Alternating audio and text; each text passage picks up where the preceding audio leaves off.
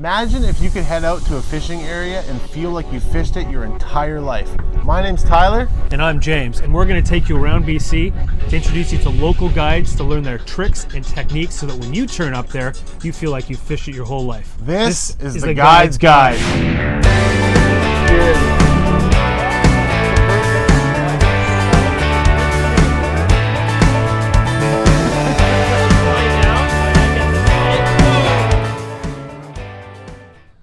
Hey guys, James and Tyler here from the Guides Guides. We're going out today with Steve Veloso, Island Pursuit Sport Fishing.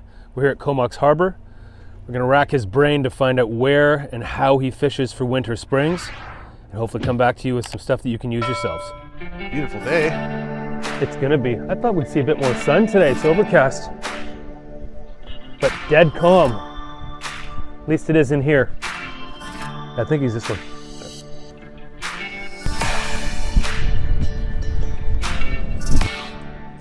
There's Steve up there getting the boat ready. There's the man, the captain. Good, how are you? Good, buddy. It's been a long time. It's really good to see you, man. Thanks so much for having us. Absolutely. You guys ready to go? Hey Steve, absolutely. Let's Thanks go. for taking the time to do this. Yeah. It's going to be a lot of fun. Let's get out there. We got high tide here pretty quick, so we want to get going. All right, so we're out on the boat with Steve here, and this is actually a really cool experience for me because I had the pleasure of fishing with Steve up in 2007 up at Langara Lodge, and I actually haven't seen the guy in about 15 years. So I'm coming up from Lake 𝗂𝗂𝗯𝗃 and fishing the Comox area, and I'm really excited to be out here with Steve. So where are we heading, Steve? Yeah, so we're going to go out today. We're out of Comox here, just leaving the bay, and we're going to whip out off East Denman today. It's one of our closest spots. It's about 15 minutes away, and it's been a really good spot in the winter. You get a lot of those local feeder Chinooks from our local hatcheries, and they like to hold up there as they wait for our herring migration to come in, which comes in later this month here. Awesome. So they're here to forage, and they live here all year, so you know, reports are good. So rolling out there, what are we going to be using first thing, do you think? I'm going to start off with spoons, I think. Probably going to be using like the blue spectrums and stuff like that. You know, we'll get out there and have a look at the watercolor. If it's nice and clear, we'll probably be using the blues and greens. And if we got a little bit of color in the water, we'll probably slap down some whites and see what happens there. Just trying to mimic that herring, right? It's got a little bit darker day today, so that might affect the visibility down there. We'll get out there to the hump and we'll see what depth of fish are at and what we're looking for. This episode is brought to you by West Coast Fishing Tackle, the quality anglers deserve. PARKSVILLE Boathouse, your full-service boat dealer and chandlery. Gone Fishing, serving Vancouver Island and beyond for over 30 years. We were going to go down to the bank down here, but the last few times we were out, last winter, we were noticing the fish coming over to the west side of this big bank here. So I'm going to pop in here where we can try a little shallower since it's darker today. And the tide's really been pumping across the bank to this side. So we're going to try here for the flood tide and then see how it goes from there. You just mentioned tide. Yeah. And obviously today we're fishing out here very close to, if not on the high tide. Yep. Do you prefer to fish the high tide in Comox or the low tide in Comox? All times of the day you can hook fish because it's more of a bait feed fishery. The fish are actively feeding and they're in a big area. So if the fishing is a little more challenging during a day, an angler might look for a tide change. And then, like this spot we're fishing today on the west side of the Lazo Bank, the tide is pushing over it to this side. So it's a high tide right now, and that's why we're over here. And so it's a starting point. And then as the tide starts to ebb and flows back over the bank, unless we're catching a bunch of fish here, we're going to go to the other side, the east side of the bank. Here we are. Yeah. We're on the west side of the Lazo Bank, and you're going to start fishing this morning. What are you going to start us off with, Steve, and why? Yeah, well, we're going to start with flashers. So this time of year, the flashers work for these active winter feeder Chinooks. And I'm going to start with the blue, like I was talking about, blue clear. We started up shallower here on the bank, and the water looks pretty clear today. So we're gonna start with this pattern. And Steve, what's the distance you have between the flasher and that hoochie typically? I'm pretty old school. I started commercial fishing, so I couldn't tell you the exact length, but it's about this long. Perfect. Okay. If it feels right, you fish it. Got it. So, okay, we're gonna get rolling here. I'll kick her into gear. So, we fish with downriggers and 20-pound cannonballs here. And so we slap it in the water. We better hook on our gear, eh? So then, yeah, we're gonna fish with a hoochie today. Resembles the bait fish we have here, which is 5 to 10 inch herring. Then we're gonna use a flasher.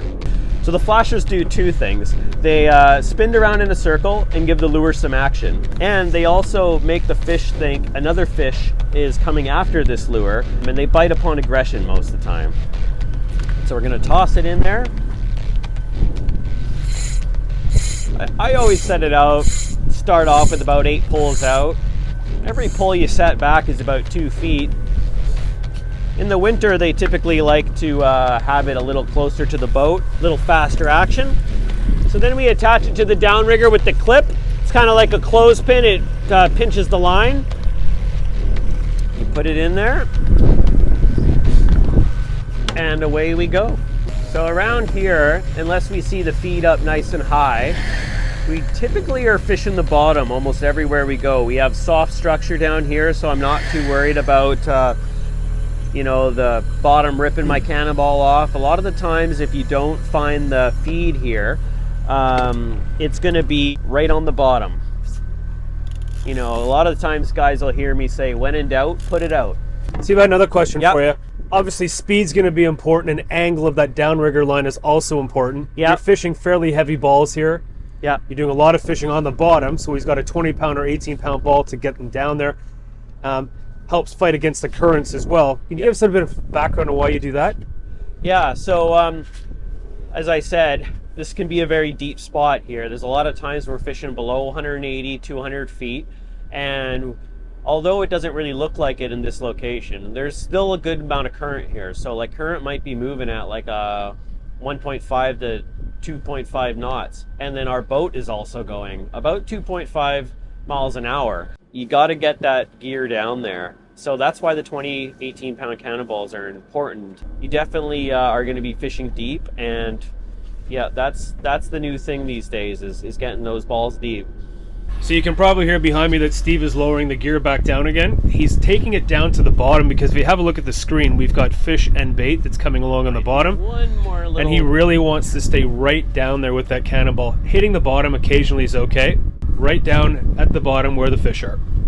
All right, so as you guys know, I have a whaler with wood gunnels on the side there, and so I have the old style downrigger where the maximum weight cannonball that I can run is a 15-pounder. And Steve here, he's got the new high-speed Scotty downriggers, which are super nice, but he has the option of running an 18 or even a 20-pound cannonball to get nice and deep and to make sure that his gear is set exactly how he wants it. So what I'm curious about is, can I still come out to a place like Comox and fish deep with 15-pound cannonballs, and what should I be doing a little bit differently in that scenario? Well, when I first started, and we used to have little tinnies and stuff like that, we used to only have 10 and 12-pound cannonballs, and then we're still very successful. So if you have the 15-pound cannonballs, you'll probably just be putting out 20 or 30 more feet of line to get the same depth. I don't know what's going on here. We're gonna have to change it up here. I gotta put a plug down or something. So we've been out fishing with Steve now for about 20 minutes, and like most guides, he's starting to get a little bit antsy and decided that he's going to change over to try some different gear. Have a look at what Steve's putting on now. So we're gonna throw down a plug here. Plugs work really good year-round around here. We got a 5-inch, and you'll notice that on my plugs, I use about a 6-foot leader of 90-pound test. Steve has graciously allowed us to try some of our own gear on the boat. So I've got a fatty spoon here, which is actually in the Sea Bums color, made by Jeff over at West Coast Fishing Tackle for me, which is really nice. And then I've got my go-to, my white hotspot double glow UV crush flasher here. Absolutely love this one. Honestly, all times of the year, there's a lot of guys that don't use this flasher and don't necessarily like it, but it's something that really works well for me. So I'm excited to get this down. This is a virgin color, never used it. It's custom, and it's kind of a key color in these parts in Comox, as Steve was explaining before. You know, the blue meanie, those kind of purples, those blues. So hopefully this is going to perform for us. We haven't got a salmon on the boat yet, and we're hoping to get one right now. Why have you not got a bite? Bite on there!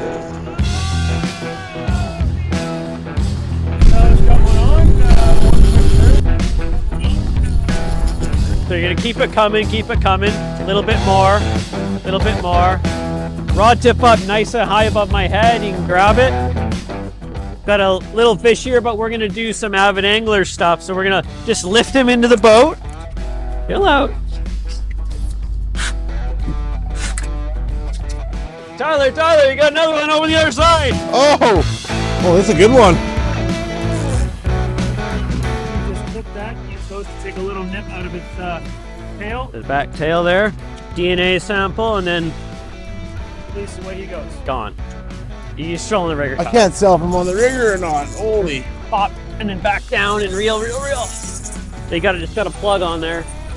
That mono, I'm so not used to it.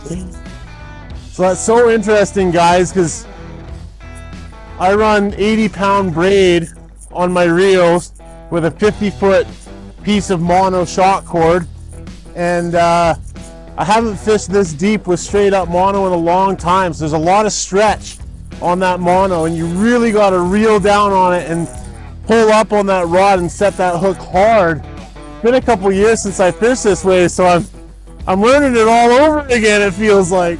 Yeah, and another technique we use out here for this deep water fishery with the mono, as Tyler said, when you got a fish on, is you'll notice that I keep the boat going when we got a fish on. That keeps that tension on the fish as well. When you have that line out 200 feet, you know, the fish is moving around out there. Often that fish might come at you. You might think he's gone, but they can swim at you as fast as they swim away from you. So with keeping the boat going, it helps the angler keep the tension on. Then when you see the fish about 50 feet back, then you can turn the boat, take it out of gear, and play out the fish then. Now he's coming towards me, just like Steve was just talking about, and right for me. Ooh, that's a nice one. Yeah. So you want to take a step back, Tyler, and reel almost to the yellow thing. So you see how he's holding the Yeah. basket? Gonna bring the fish Yeah. towards Okay, you. rod tip up nice and high above my head. Boom. This is a nice keeper Chinook. Second Chinook to the boat. We released the first one. We got this guy about 28 inches. Absolutely beautiful winter Chinook. So we got him on a white-ish plug. Now I'm not sure the number, but a white plug, pink strip on it, really nice. The other fish that we released, we got on a white flasher with the sea bum spoon. So I think that white is kind of the color that's sort of bringing him in right now. We fished a lot of greens and a lot of dark colors earlier in the morning. Didn't have a lot of success, but now we're seeing that success right now, and it's paying off. Yeah. 0 to hero. All right, so we're out here.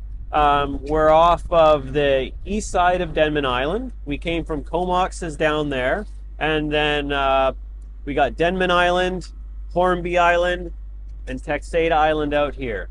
And what it looks like out here is the beach comes off of Denman and drops down into a ditch to about 300 feet. Then it comes up here to a big bank that connects off Lazo way down there. And it runs all the way down there and ends over here. This is about the shallowest point. It comes up to about 130 feet. And then on the other side of it, it just keeps dropping down to about 1,000 feet and about 500 feet down there. We're out here in the winter because it's a very popular spot where the bait fish hang out. The herring are starting to move in, and they're going to be staging in here. And these Chinooks that are from local waters are going to be here ready to feed on those fish. See, this is why it's important to check your gear every now and again. I just brought it up after a little bit of not getting a bite, and we have weeds and a hook malfunction on there. So that's not going to catch any fish. So we're going to straighten that out, get the weeds off of that thing, set it back down. I'd like you guys to notice what Steve did there.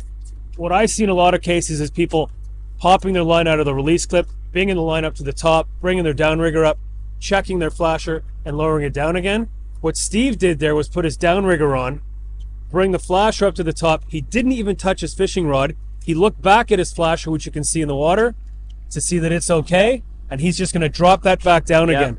Yeah, the key when you're doing a little trick like that is as soon as it gets up, you want to split the two, because your flasher is going to be whipping around. So the separation is really important. And then how you set it back down is you just grab it, swing it out, and you just let the line run through your fingers. So you're going to let the line run out like that, acting like the rod. So it's a really good way to cut down a few minutes when you're checking your gear. You know, a lot of guys will refrain from checking their gear when we're fishing deep because they don't want to bring it all the way up, because it's a lot of work.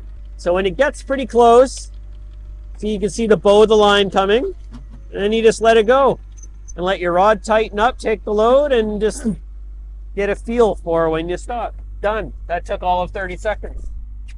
We're making a move from where we started this morning and heading a little bit further to the west over to an area called the C&B off the top end of Hornby Island.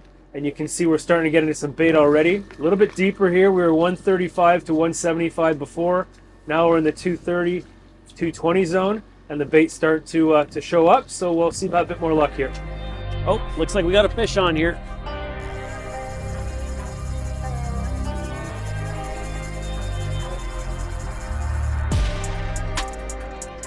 The sea bums. He's up on the surface here. We're gonna take a step back. It should be just right there. Gonna rod tip up. We'll put it here. And this is what's great about having the heavier leaders on your line, is you can grab it. You can confidently grab this and not worry that it's gonna break. See, now you can lift this fish up, have a nice look, and you just put your gaff here, turn it backhand, pull this line down, and just let him go. And he's gone. There's no need to handle that fish when you're just releasing an undersized fish like that. That's the fish. Dialed in, boys. Yeah, we're on them. We're dialed in now. We got the tide figured out here. We know where the bait's hanging out. They seem like they're biting spoons today, so we switched. We put spoons on both sides. We have the sea bums 3.5 inch down on one side, and then James just switched his up to a little 5 inch black one, and that's representing the big mature herring we have here. So we're reading the water today, we're reading the conditions, and we're getting dialed in, and now it's going 0 to hero now. James just has a spoon on right now. He doesn't have a flasher, so it's even more important to keep that tension on there. That fish is going to run around a lot more. There's a bigger chance it's going to come out and do a jump down here and swim freely. It doesn't have that flasher hanging behind it, keeping it down and tiring it out. So 2 things here. It's very important to keep the tension on them, to keep that barbless hook in there, but it's also a way more fun experience to fish a lure without a flasher tied onto it. Fish is coming towards the boat. How deep were we there, Steve? We were scraping the bottom down 250. Okay. Alrighty, you want to take a step back? Yeah, I'm just gonna have a look at this guy. He's on the cusp. He's on the cuspy. You know, when you've seen a lot of fish, you can tell that guy's like, he's a little bit under. Just under. You know, we already got a nice fish for the table today. Oh, there he goes, long line release, no DNA sample.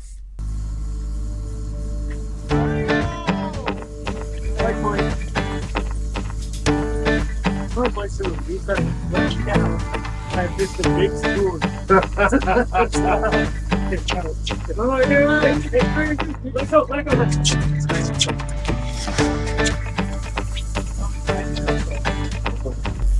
Right on, Tyler. Is that a hit on this side? Yeah, we got a nice little hit on this side on the straight up spoon. I believe it's a 5 inch spoon on here.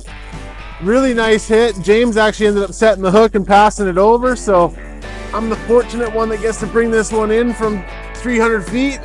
Yeah. It's going to be a nice fish. Yeah, we were just talking about this actually, that we have a 3.5-inch spoon on the starboard side of the boat, and it's been very successful, but we've been seeing it's been getting undersized fish.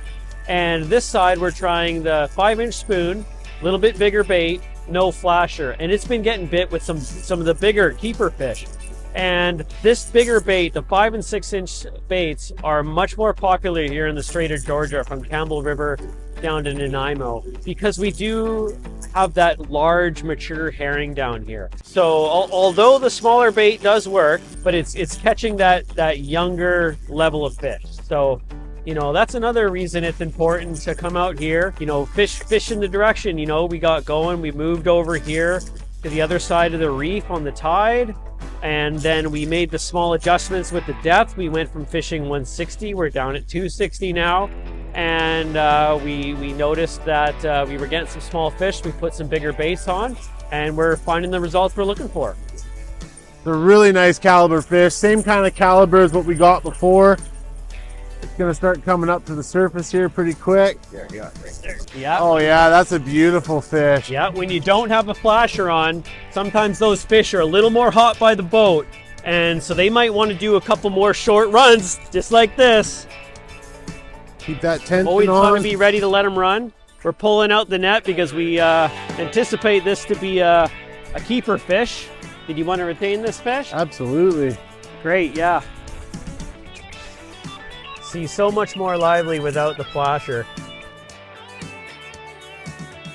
Yep. So I'll get you to step behind me real quick, Tyler, and walk nice rod tip up above my head. Big scoop. Perfect. We're gonna pull it up tight to the boat. We're gonna pull out a couple, and then we'll you wanna lift it from the bag of the net up and over the boat. Yeah, nice and easy. And then we'll take this fish, lift it with the hook right out of the net. Just in case, I can tell you that this is a keeper. But we're gonna take the hook out, we'll toss it, we'll measure that fish. It's a 28-inch fish, and it's coming in the box. So we got this awesome winter Chinook here that we're gonna retain. We got 2 on the boat, which is really nice. And we'll take these home, get them processed, and we'll make a nice meal out of it at some point that we'll show you guys. I had some absolutely fantastic salmon over at James's house last night. I'm not sure if he's going to share the whole recipe with you guys, but we're definitely going to show you some techniques to help you cook that salmon so that it's absolutely perfect every time. It only takes 3 minutes. Awesome. So if you're coming out here to Comox and you're wondering what to use, there's 3 things I suggest. You need to have 5-inch spoons, hoochies, and 5-inch plugs. Then you should have 3 main color spectrums. You should have something in blue, like a blue meanie with UV belly. You should have a green gator glow, and you should have a white color. If you have those 3 types of lures in those 3 color spectrums in your tackle box, you are geared up for success out here in the Comox Valley. I'm Steve Veloso, and I own Island Pursuit Sport Fishing out here in the beautiful Comox Valley. I've been doing this for 19 years, and I have 3 beautiful pursuit boats, and we do charters all year long. Well, that exceeded my expectations. Absolutely. I guess that's why you take out a guide. No kidding, eh? What a first-hand experience we had in this wonderful area.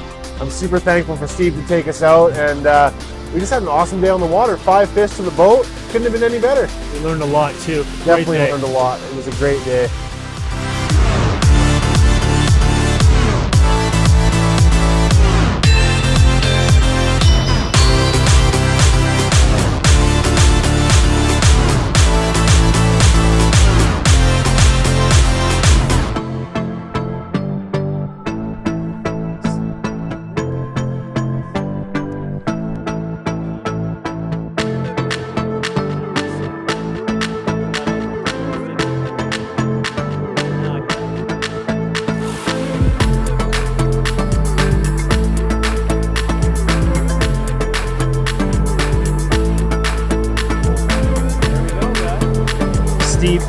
very, very much for taking us out, my friend. Yeah, my pleasure. I've been really looking forward to fishing with you guys, and I'm glad we had this beautiful day and nailed some nice big fish, and I really hope that you guys learned a little bit about this beautiful, bountiful area. Awesome. Hopefully you guys enjoyed that very first episode of The Guide's Guide. We learned a lot out there with Steve, but there's more to come. Stay tuned as we head out next week with a new guide in the same area of Comox. We're going to try and do 2 guides per area so that we can get more than one perspective to help you guys maximize your fishing experience out on the water.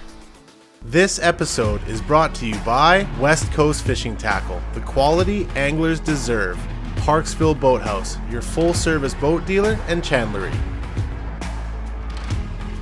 Gone Fishing, serving Vancouver Island and beyond for over 30 years.